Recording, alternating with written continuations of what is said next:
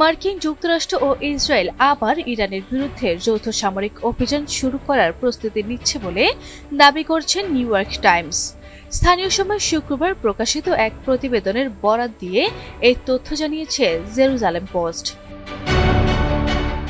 প্রতিবেদনে বলা হয়, যুদ্ধবিরতি কার্যত ভেঙে যাওয়ার পর থেকে এটি সবচেয়ে বড় ধরনের সামরিক প্রস্তুতি, যা সম্ভাব্যভাবে আগামী সপ্তাহের মধ্যেই হামলা পুনরায় শুরুর ইঙ্গিত দিচ্ছে।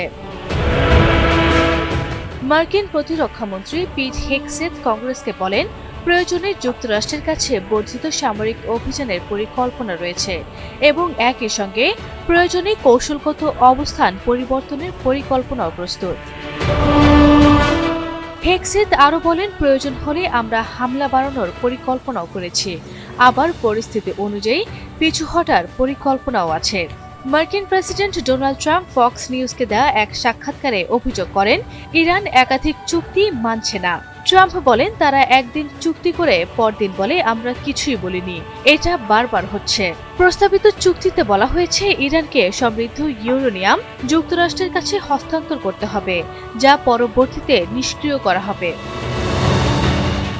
প্রতিবেদনে আরও বলা হয়, ইরানের পার্লামেন্টের জাতীয় নিরাপত্তার মুখপাত্র ইব্রাহিম রেজাই হুঁশিয়ারি দিয়ে বলেছেন, হামলা হলে ইরান ইউরেনিয়াম সমৃদ্ধকরণ 90% পর্যন্ত বাড়াতে পারে।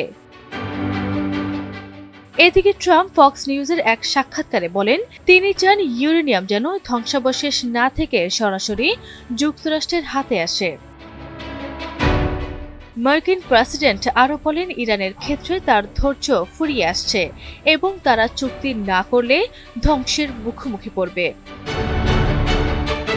বিশ্লেষকদের মতে এই পরিস্থিতি ইরান যুক্তরাষ্ট্র সংঘাতকে আরও সরাসরি সাময়িক সংঘর্ষের দিকে ঠেলে দিতে পারে, বিশেষ করে যখন যুদ্ধবিরতির পর উভয় পক্ষই একে অপরের উপর আস্থা হারাচ্ছেন।